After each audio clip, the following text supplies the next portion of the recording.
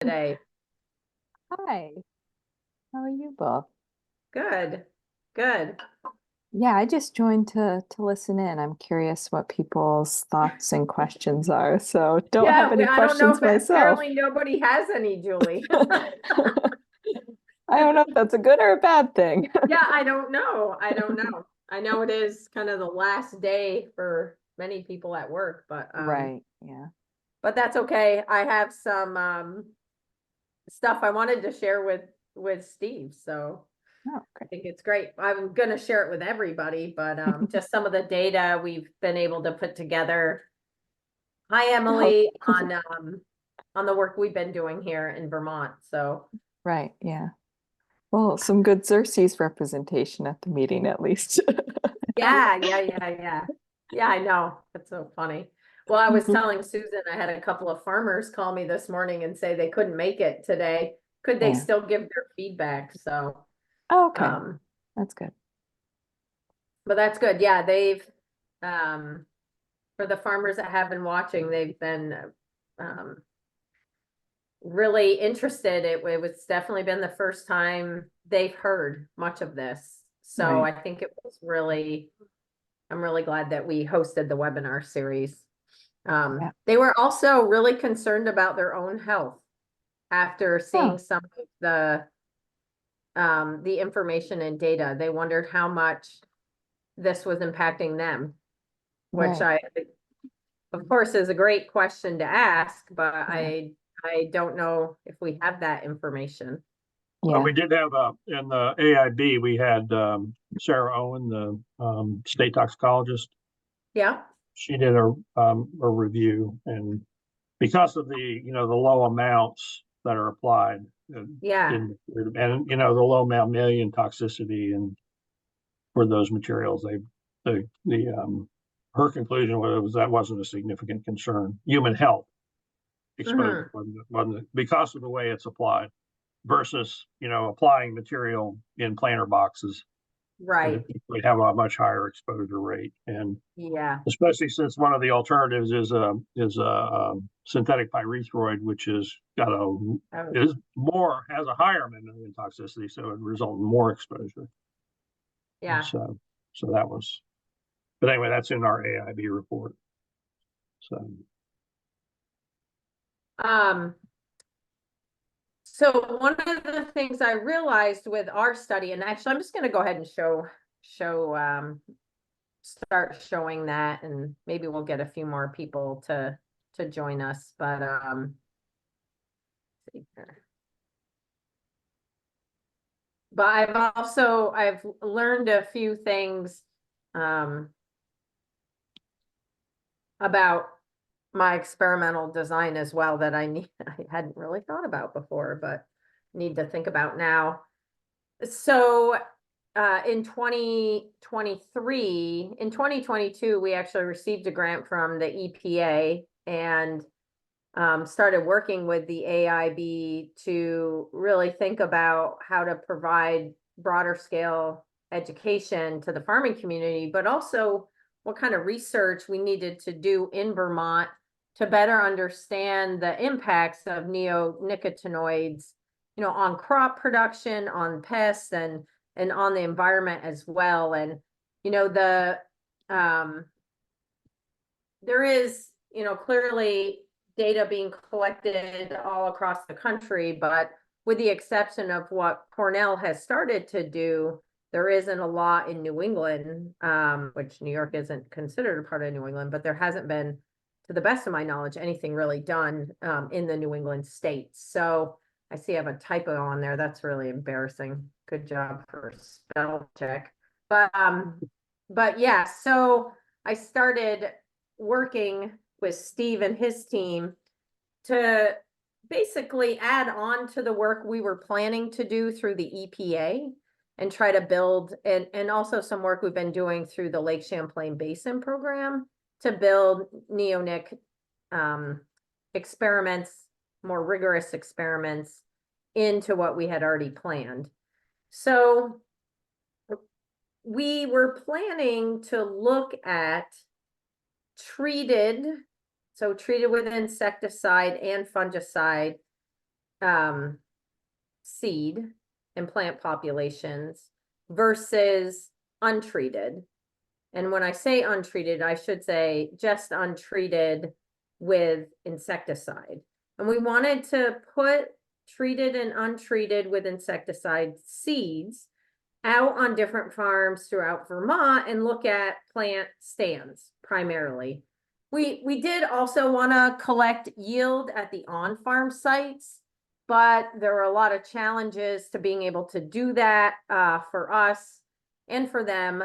And just to keep it simple for everybody in our first year, we really wanted to put the seed out into the fields, again, treated with insecticide and fungicide, or just treated with fungicide, to see if there would be significant differences in populations, because the pests that these neonics are trying to sort of combat are very early season pests that would impact the plant populations.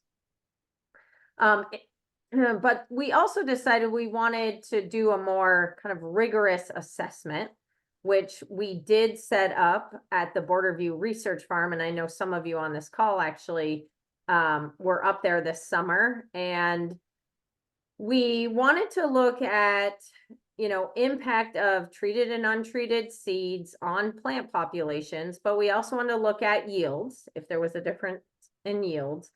And we wanted to look at a kind of a big range of planting dates, because we know, as we saw from the Cornell scouting data, that these flies, the seed corn maggot, have, multiple generations, and their populations, and when they're flying, and the height of those populations can occur at different times, depending on where you're kind of located. It's based on growing degree days. So we thought if we put out a big range of planting dates, that certainly somewhere along the line, we would hit, hopefully, one of the peak flights for the seed corn maggot and see if they actually were going to impact the stand of the corn. Now, the other reason that we wanted this kind of range of planting dates is because of something Ken Wise had mentioned in his presentation from Cornell, is that these are often considered issues when we have seed planted early, when we have corn planted early. And actually, one of the things that I hear quite often is that the reason organic producers don't see the same issues with seed corn maggot and wireworm is because they tend to plant much later, which really means they're generally planting when the soil temperatures are around 60 degrees. Now, the reason organic producers plant later is because they don't have seed treatment, and they want to put the seed in the ground at an optimum temperature so that that seed has the best chance of germinating as quickly as possible, and not being, impacted as much by some of these pests or diseases. Now, so many of our farms try to plant as early as possible because they have hundreds of acres to plant. And so starting at the beginning of June, which is really about the time when everybody needs to be taking their first cut as well, end of May, early June, just doesn't work in, to this whole scheme of production and productivity for a lot of people. So again, we want to look at this range of planting dates for those reasons. So it was the same thing at Borderview Farm. We had a replicated trial. We had the same variety of treated, so treated with fungicide and insecticide, and untreated seed. Still treated with fungicide, but not treated with insecticide. And we had 5 planting dates that you can see here, starting around the 10th of May. I would say the 10th to the 16th of May are really basically when farmers in Vermont, most farmers are planting corn. Most farmers are wrapped up planting corn by, the 26th of May, but we did extend those dates well into June, again, to see what would happen with the pests and the populations. All right. So here's what we saw as far as plant stands.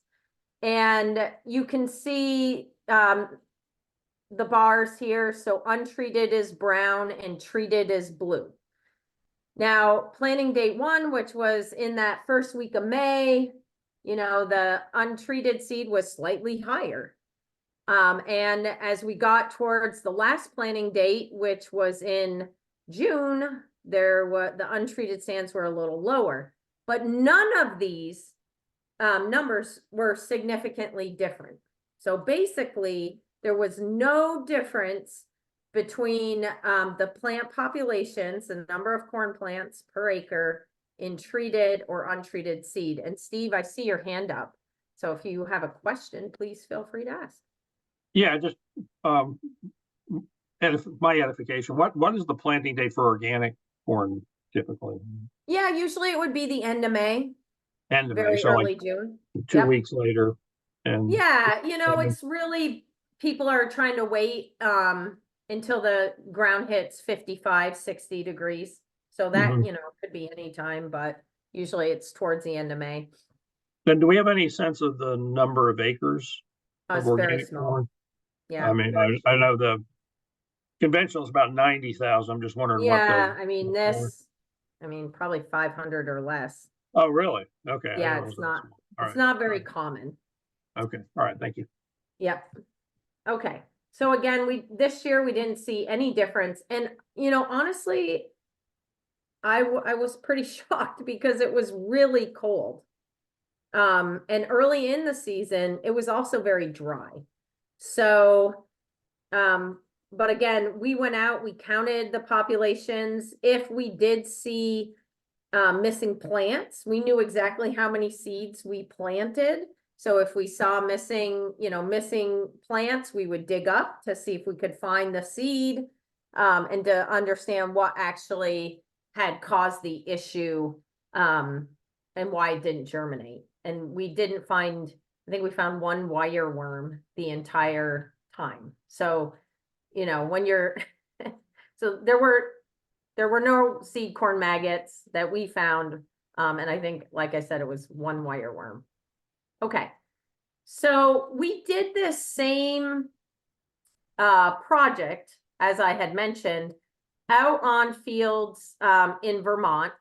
And we did have a site in Addison County, but I don't have it reported here. But we basically went out to these 4 farmers' fields and we planted 3 rows of treated and 3 rows of untreated seed right next to each other. And we just planted the whole field that way. And we basically, depending on the farm, it was, you know, 10 to 15 acres per farm. So basically it was 3 rows of treated, 3 rows of untreated. And then we went out onto those farms and we counted plant populations, just like we did at Borderview. And all of this corn was planted, again, about that same, you know, the first 2 weeks of May, essentially, except for the field in Franklin was planted after first cut. And that was into a no-till field. So you can see again, there was no difference here in treated versus untreated. There was no statistical difference.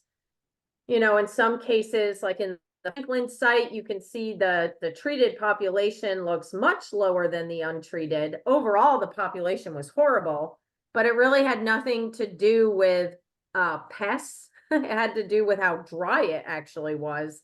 And the fact that the ground was really hard when the plots were planted, and we could still see seeds sitting on top of the ground. So there were overall pretty poor stands out there, but it didn't have to do with pests.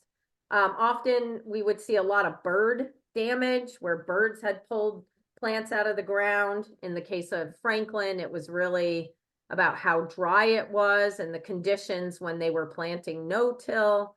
But again, we didn't see any difference between the treated and untreated plant stands at these farm sites. And obviously this is something we're gonna do again. We did want to go out to some of the sites and measure yield, but boy, it was such a tough season. It just it wasn't in the cards this year. Hopefully next year. Okay, we did measure yield, corn yield, silage at Border View Farm. And again, we didn't see any significant difference at any of the planting dates between treated and untreated corn yields.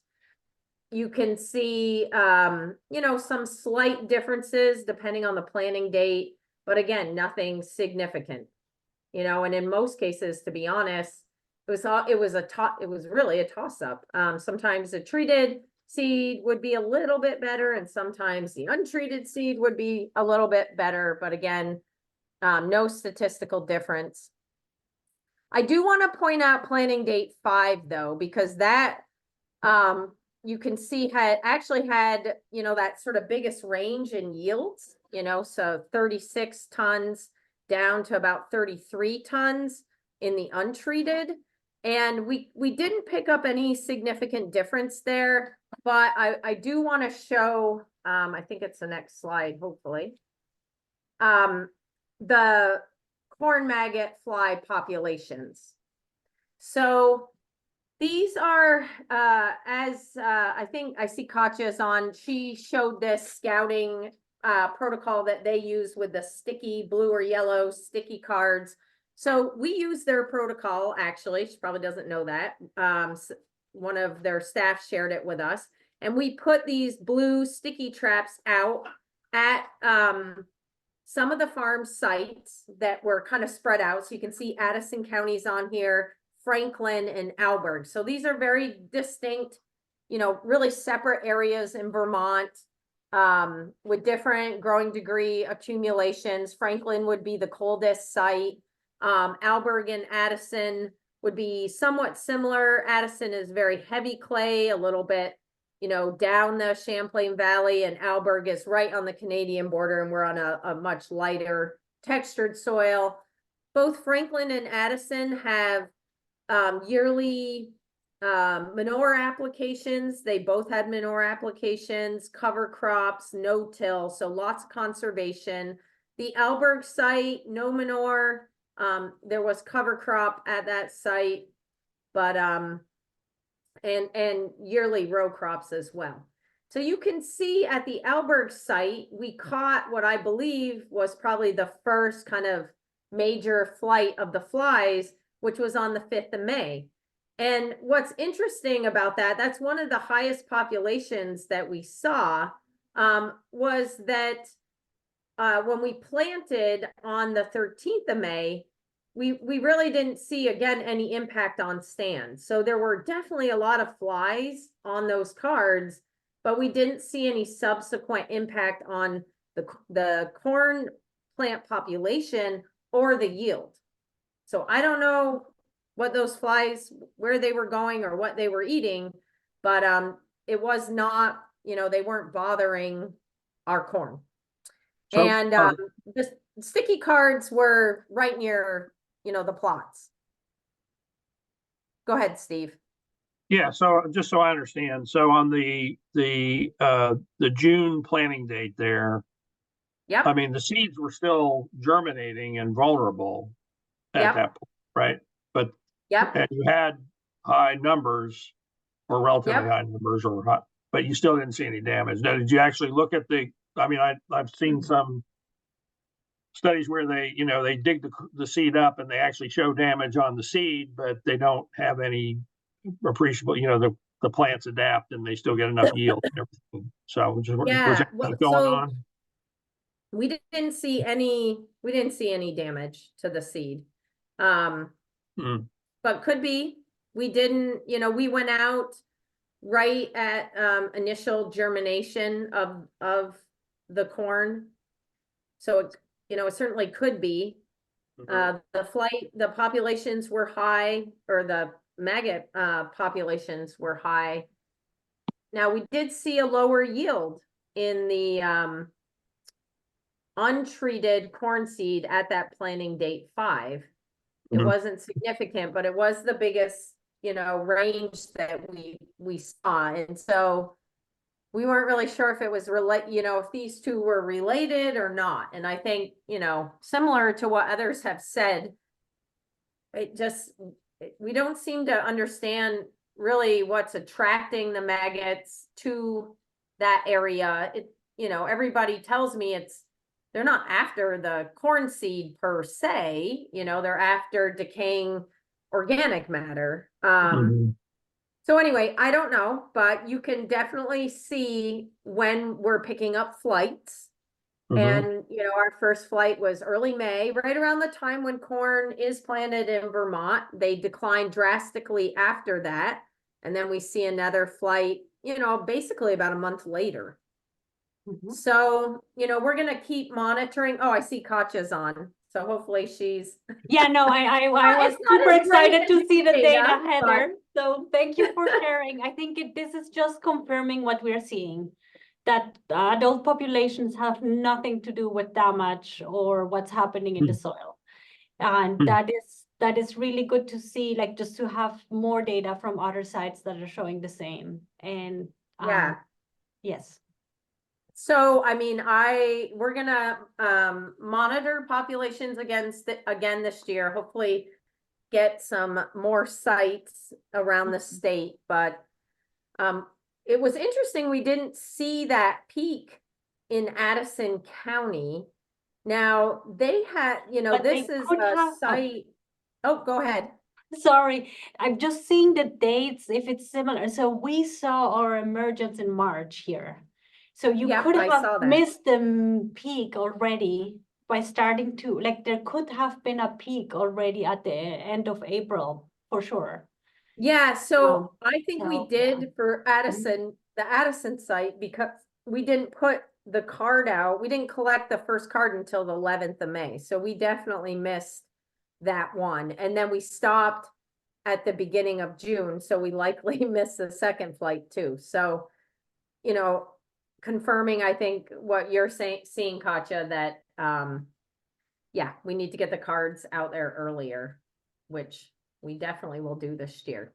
Mhm. All right, so as far as what we're seeing in soil, so this particular site in Alberg at the research farm has not been in corn. It has been in soybean, but the soybeans have been untreated. It has not been in corn for at least 15 years. So there hasn't been any neonic seed treatment in this particular area of the research farm for quite some time. However, there is, we're working all around that site. So it's not like we're in some isolated island per se. But, that particular area where the trial was, we haven't used neonics there.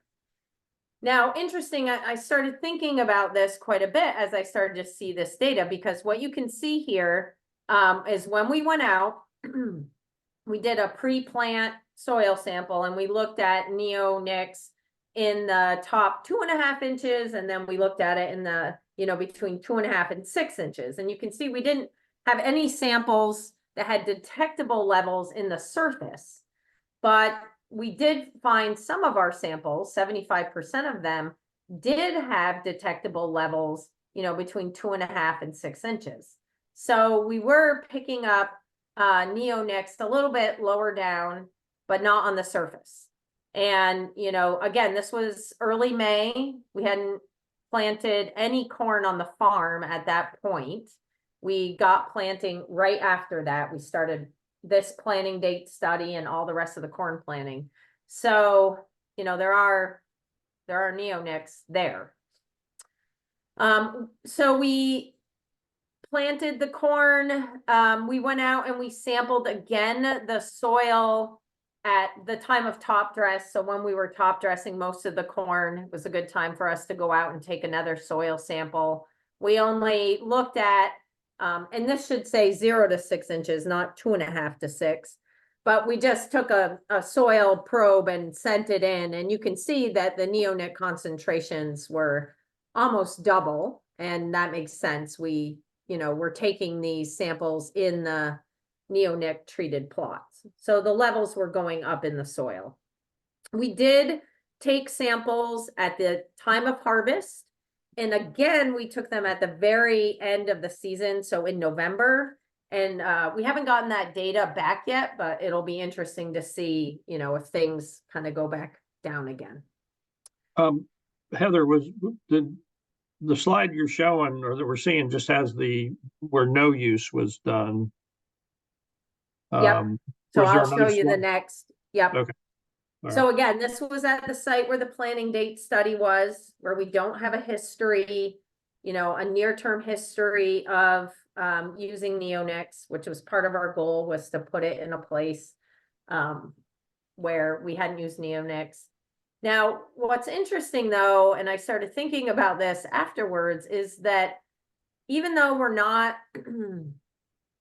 like planting seed that has neonics, we are using our corn planter there. And if you've ever looked in the hoppers of a corn planter that's well used, it's pretty pink in there. And so it just kind of got me thinking about, you know, had neonics been spread around the farm, like to these areas, just because we're using the same equipment, you know? And I don't know, but I just was trying to really figure out why we were seeing these levels. But yeah, I don't know if anybody has any thoughts about that. But again, it's not a deserted island where there's no neonics around us anywhere and we're picking these up. But on the same hand, I was still a bit surprised that we saw these levels.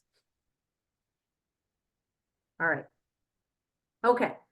So we're going to repeat that study at the research farm this year. I need to definitely think a little bit more about the layout and maybe integrate some of the treatments, Katya, that you guys have been using as well. So maybe we can chat about that later. But we do have another site that we were monitoring water, neonics and water. So I'm going to talk about that next.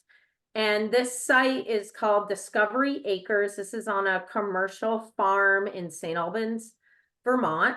And the site itself was set up really to look at the impact of different management practices, like best management conservation practices on water quality. So, you know, the real goal of this is to evaluate if no-till and cover crops and manure injection are reducing, you know, runoff, erosion, and nutrient losses from tiled fields and also fields that aren't tiled.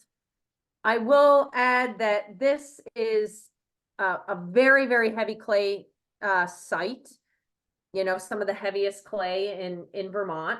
I'm sure people in Addison County would argue with me, but it's a very heavy clay site in a highly impaired watershed. Lots of agriculture.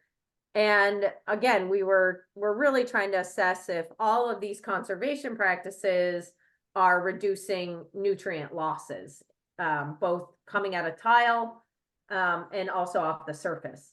So last year, working with Steve Dwinell at the AIB here in Vermont and also with the Lake Champlain Basin program, we decided to start monitoring neonicotinoid movement in surface and subsurface water. So coming off the surface and also through the tile. Okay.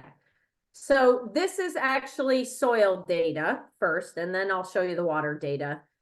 So this is the same as at the other site. We went out before we planted and we took soil cores in these different, we call them watersheds. Here, I'll go back to this slide. So you can see up in the corner here, there are 4 watersheds, 2 that are not tiled and 2 that are tiled. So we went out and sampled across all of those. So this is an average of neonicotinoids in the soil, again, before planting in the 0 to 2.5 inches of the soil, and then in 2.5 to 6 inches of the soil.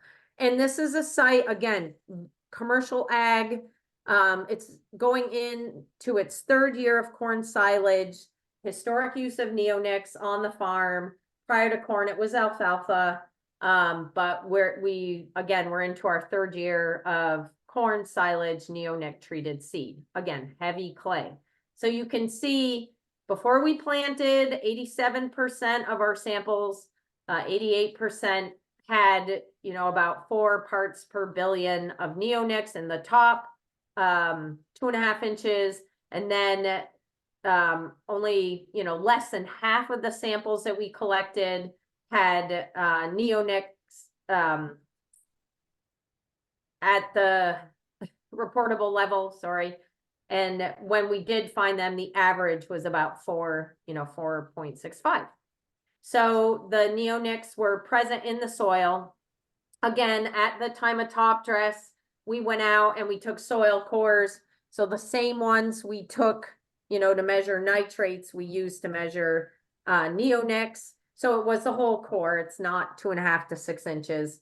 And you can see we found 94% of the samples had neonics present, and the level, which is that whole depth, was 3.72. I was actually kind of surprised one of the samples, 1 or 2 of them, were not at the detectable level. I don't know why that was, but the neonics are there, they're above the detectable level, and they're, they were being used in this field, so that makes sense. All right. Can I ask a question there? Yeah. I just wanted to, so in the fields that did not have neonicotinoids before, the levels were higher. Yeah. Now is it? Yep. Wow. Yeah. That is so interesting. Like, because it's then not just the residue. Because here they will get the residue and whatever's on the seeds directly. Yep. Yeah. Do you have a like, do you know where that could become, like why they could? So I don't. Okay, no, it's fine. It's just, Yeah, I was yeah. surprised too. I don't know if it's a Mhm. soil type. Mhm. The soil type at the Alberg site is a nice, very loamy soil. This soil again is heavy clay. Yeah, I don't know. Super interesting. Thank you. The planter is different. So, I mean, that is one of the things I've been thinking about. We planted everything with a cone planter. And, I'm thinking about the cone and it's full of dust, and it just, kind of made me wonder. And in the cone planter, it just kind of scrapes out the seed. So I keep thinking that the levels may have been just more concentrated. But before we planted, I don't know. I'm not sure why those levels are so high. And actually, we did sample in the woods around this field, and they were also high. So I don't know. Okay, so this is the water. These are the water samples. Again, we've been sampling across the whole season. This is what we have back and have been able to put together to show so far. So we don't have a lot of samples before mid-June because we didn't get any rain. So we couldn't actually get any samples. Okay, so we don't have a good baseline here because it was basically a drought. We had no water. So we planted, as I showed before, mid-May. So now this is basically about a month later when we started actually getting rain. We were able to collect samples. And again, this is right around the time of top dress. So I think interesting here is that we were getting a little bit of rain by mid to end of June, but it wasn't until around the 4th of July that we started to get a lot of rain. And those levels really spiked at that time, both in the tile and from surface runoff. And I'm assuming, that has to do with the fact that we just didn't really have any rain. And so when we did start to get it, not only did we get a little bit, we were getting a lot of rain pretty constantly. So I think, you know, maybe these levels that we're seeing here would have been higher earlier on had we have seen more rain, but just the lack of rainfall, you know, once the corn was planted, likely kept those levels low until we really started to see, you know, significant rainfall. The next sample date that we had was, you know, at the end of July, and you can see the levels had gone down, both coming out of the tile and off of the surface. So, you know, most of those neonics that would have been lost in water seem to happen, you know, during that first initial high rainfall area or timing. Hey, Steve, go ahead. Yeah, I'm just trying to understand the graph. So Yeah. I mean, it looks like you're reporting the concentration, but what about the Yep. number? Is there a number component here in the A graph? number. The number of samples, you know, percentage Oh, of no, samples. I didn't report Okay. that. And the number Okay. honestly really depends on how much water we were able to collect. You know, because we had, this all is set with edge of field monitoring. So we're Right. not standing out there with bottles collecting it. Like this is going into our auto sampler. And so we Right. have enough output for the auto sampler to run. And then we have to have enough sample to be able to, you know, turn it over to the lab. So it does range in the number of samples. But For each. is this the max concentration you detected then? Yes. Okay. No, it's the average, actually. It's That's the the average average. of all the samples. Average. Yep. Okay. Yep. Great. All right. Thanks. Yep. But I think, you know, basically rainfall and intensity of rainfall certainly had a lot to do with, you know, how this graph looks.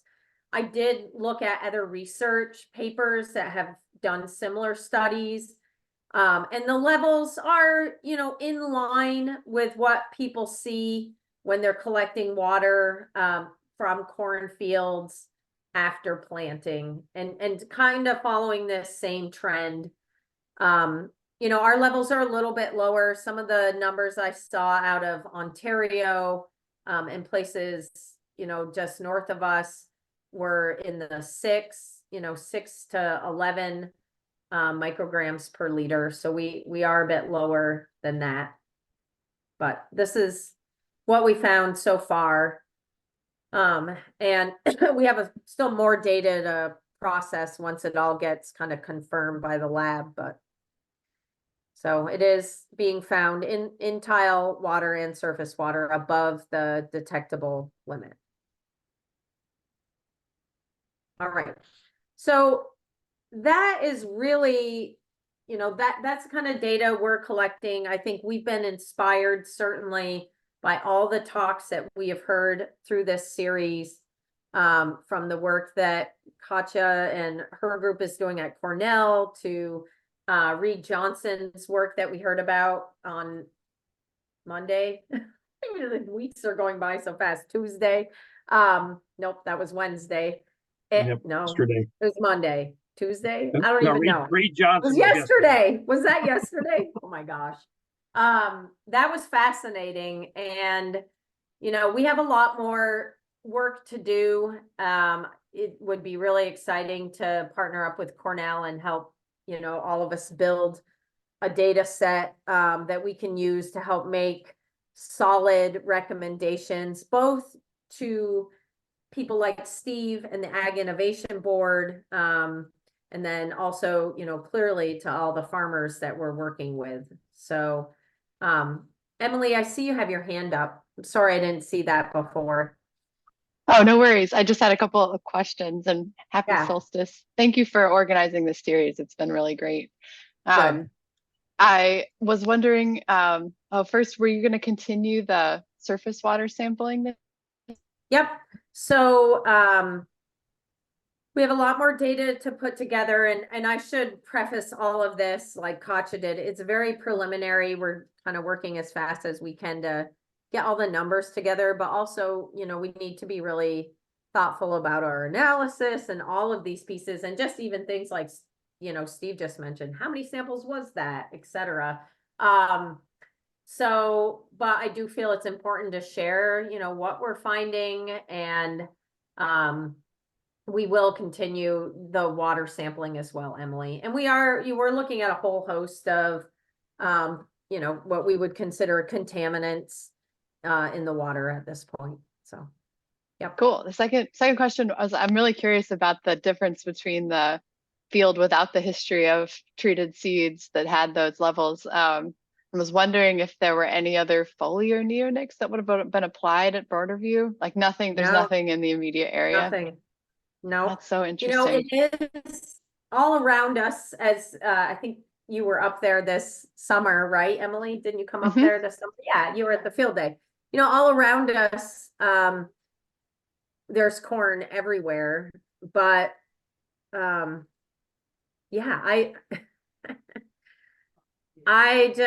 we have not used that field. It actually was in milkweed for many, many years, for a milkweed project that we had, using milkweed for fiber. And we just recently put it back into kind of plots. So I don't know. Yeah, really interesting about the potential planter What I movement. should probably do is test the larger field. We were just testing that one spot, and we have had experimental plots there now for about 3 years. So it's certainly possible that, the planters that we use, etc., have moved neonics into that area, but we have not planted trials throughout that whole field. And I should probably go out and sample other areas because of what we found. Yep. Yeah, thank you. Yeah. Great. So we did, and I realized we don't have a big crowd. Steve and I were joking, like, oh, I guess we really drew in everybody to discuss this topic. But Steve, I don't know if you want to go back over your recommendations. If you want to pull up this slide, I think there's the only slide we really need to talk about would be slide number 17, I think. Okay. That's Is this the one? What does the AIB recommend? Yes, right. Yep. I think that's the takeaway. I mean, there's more details, but we can talk about this. Yeah. We can use this as the basis of the discussion. And essentially what happened, so there was this process set up by the General Assembly, designated members, the Secretary appointed members, and, it's a wide variety of perspectives. And after hearing, all the different information that was presented, the takeaway for me and for the board was that at this point, we don't have specific BMPs that we can recommend. In other words, there's not like, I think the original idea was that, there could be thresholds or scouting methods or directions on how to plant the seed that would address some of the issues. And I think, as has been shown throughout this whole webinar series, there's still a lot of information that needs to be developed. Things are changing. There are new information is needed. I mean, especially like the, some of the research that's going on at Cornell has just started, and there's still a lot of questions to answer. So the result was there wasn't a specific, and also the, the information from, Reed Johnson yesterday talking about how there's just a lot of things that we need to learn. So there wasn't a set of specific BMBs that the board felt comfortable recommending. The recommendations do focus on further understanding the issue and educating growers, which is exactly what Heather's doing, and that we're 100% supportive of this type of effort and will continue to support it. And also to support efforts to increase pollinator habitat without impacting agricultural production, which is one thing that we need to work on. I've already had some discussions with folks at UVM about that. So, basically 2 directions coming out of all the work that the AIB did, which is we need to learn more about how it actually impacts folks here in Vermont. One of the areas that was addressed in the information that the AIB got was that, there have been changes in the seed industry in the last few years in terms of the way the seed treatments are applied to the seed, which appears to have resulted in less of an issue with dust off during planting. That was brought up yesterday too in the presentation from yesterday. And so that's something I think we really need to focus on. And I've been talking to Heather about how we can integrate that into the research that's going on now by adding additional sampling and observation methods, maybe expanding the number of places, actually tracking some growers who are actually planting as opposed to just test plots, but going out to actual farms where they're using the seed, and collecting samples and doing observations out there to see how, like one of the questions I asked yesterday was, the research that was done on the dust off, basically ended in 2017 or earlier. And there have been changes in the seed industry since then. So now the situation we're dealing with now, potentially is significantly different than it was when that research was done. So that's one area we need to work on. Also, the whole effort to educate growers about what's on the, what they're using, what the potential impacts are, what their options are, how to manage the pests. That all needs to go forward, and that's what we're interested in supporting and working with UVM and the grower community on that. And then the whole issue of supporting, efforts to increase pollinator habitat. We just released a report today on managed pollinators in Vermont, showing a significant increase in the number of managed colonies in the state over the last few years. Basically, if you go back to the period of time where people were worried about colony collapse disorder, you look at the number of colonies that were around then, you look at we've got almost 100% more colonies in the state that are being managed than there were back in the 2008, 2009 timeframe. So, and that to me is kind of consistent with what we heard yesterday about how managed pollinators seem to do better in areas where they have more resources, specifically in agricultural areas. That's what they're finding in Ohio, because there's more food for the bees. We're also having an increase in Vermont in soybean acreage, which seems to have a positive impact. I know anecdotally from talking to my colleagues in other states that have high soybean populations tend to have high honey production. Just because there's more resources available for the managed pollinators in those areas. So anyway, that's what that's where we're at. That's where we came to through the work of the Agricultural Innovation Board. And as we discussed with the board at the last meeting, the idea was to have a set of recommendations by now to present to the General Assembly legislators. And the message that I'll be carrying forward is we're not done yet. We still have more work to do, and we're going to keep working on this issue. So anyway, that's where we're at. Great. Yeah, I don't know if anybody has any comments. I mean, really suggestions. I think both Steve and I, are really open to, hearing from people. I know we have a lot of work to do. Mm-hmm. So, your feedback is welcome. If you don't want to give it right now, you can always send us an email. Right.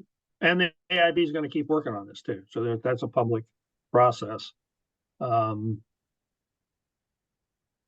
sorry. Go ahead, Steve.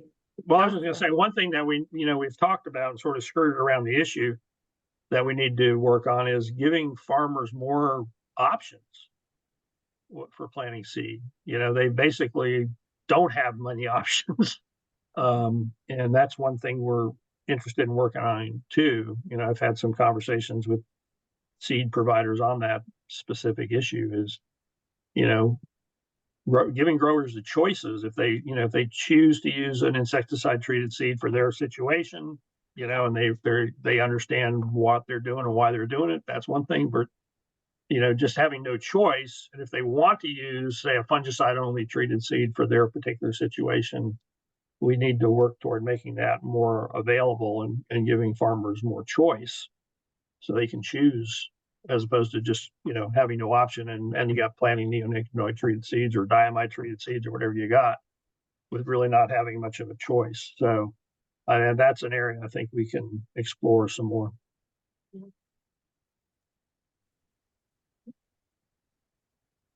Hey, Emily, go ahead. Sure, I was trying to leave a little space in case there are other people on the call that wanted to provide feedback. But I think we'll probably be providing some more written comments just to update from our previous comments that we made to the board last month, which were before we saw the December draft. I would say I guess I feel a little disappointed that we're not going to see recommendations from the board around BMPs that are sort of IPM based approaches. I really like to, it's great to see all the work that you're doing, Heather, on looking for the pest incidents and what does pest pressure mean for use of treated seed versus untreated seed. I think that's really valuable research. But I feel like one of the things that was a takeaway from so many of those speakers that came in this series and also to the board was that really, the most sustainable way to use these seeds, both from a stewardship perspective and from just a basic management practice perspective, is to move towards that more somewhat intensive, surveillance and monitoring practices, use of thresholds, even just to know how much of these pests are present on the landscape. So I feel like there's a pretty simple and straightforward set of recommendations that could just be made around, pushing towards more surveillance and monitoring. I feel like that was part of the initial mandate for the AIB. Looking at the neonic use report that you put out this month, it means that neonic seed treatments are the largest single contributor to insecticide use in the whole state. And so it's not something to underestimate in terms of what they're doing for aquatic ecosystems and pollinators and whatnot. So that's my feedback. I'll probably provide more in writing. Well, Thanks, Emily. actually, maybe we can have a little discussion about that, because the information, or I guess the takeaway from the board, was that there really is not an effective way to use scouting to predict risk, and that's the rub. That it doesn't make any difference if you know that you've got, and Heather, some of your data showed that too. It doesn't make any difference if you show you've got a high or a low level of flies being monitored in a field, if, for one thing, you've already ordered the seed 5 months before you did the scouting. So that sort of and there doesn't seem to be a correlation between the number and the damage either. The information that I think the board took away is that there is a potential risk from significant damage from seed corn maggot if you plant early, and there doesn't seem to be an effective way to scout a field to make that use decision. I mean, that's the takeaway. So the idea of establishing a threshold and then making a decision about what to do doesn't seem to work. The experience from Ontario and Quebec has shown that the growers have, that doesn't work. The IPM requirement in Ontario has essentially been abandoned. They have to take a course and show that they've been trained in IPM, but once they've done that, then they can make decisions about what product to use. And on the Quebec side, the information we got was that the agronomist certification that they needed it was so difficult to get that the growers have pretty much stopped trying to do that. They just either use diamide treated seed or they use untreated seed, depending on what they can get a hold of. So the whole idea that there should be some kind of IPM approach at this point doesn't seem to be practical. I mean, that's that. And then Heather, I'd like to hear what your thoughts are on that, because that's kind of a key point. I mean, Emily's exactly right. That was what the legislature was trying to do, was saying, let's use an IPM approach, but the IPM approach doesn't seem to be practical in this situation because of the way the system is set up and And I the think- test we're dealing with. If I can just chime in there, I think we will try, or that's basically what we're trying to do right now is, can we predict damage based on local management? So it seems that the local management is going to be important, and the weather conditions and maybe previous populations from the previous year, because I completely agree. Like if we could monitor in the fall, and that will predict us damage in the next spring, that would be ideal, because then the management practices could be made. But I completely agree with Steven at this point. I don't think, like, we don't have monitoring that spring is not giving us any information of the damage that's happening in the field. So yeah. I don't Is know there what- any connection from the previous year? Because that was my understanding, was how IPM approaches worked in other places, was that a field history of pest pressure was enough to verify need for a neonic seed treatment. Hopefully, we don't know yet. We have the data and we will go into next year's data. So that's the other thing, is like, we just started sampling. I feel that we just need more time to really understand what's happening, because this is the first year where we have a full season of data so that we could inform what's happening next year. And that's what we're going to do to try to predict and see. And then including landscape measures, I still have a lot of hope on that. Like that maybe knowing in which landscape you're located, if you're surrounded by a certain type of farm or a natural habitat, is that going to increase or decrease the damage? And again, it's just this year's data that will allow us to look into that. And we are looking into that, but we don't have the data to say, yes, we can recommend. Like, we are certain that this will be a good predictor. Heather, what do you think? Yeah, I mean, I agree with Katya, and it's a tough spot. Why don't we have the data? It's probably what you're thinking, Emily. It's not like this hasn't been a pest for forever. And I think, we get the insecticides have been used to control this pest for a very long time. And, and seed treatments are the new pesticide. And the unfortunate thing here is that they're so broadly used.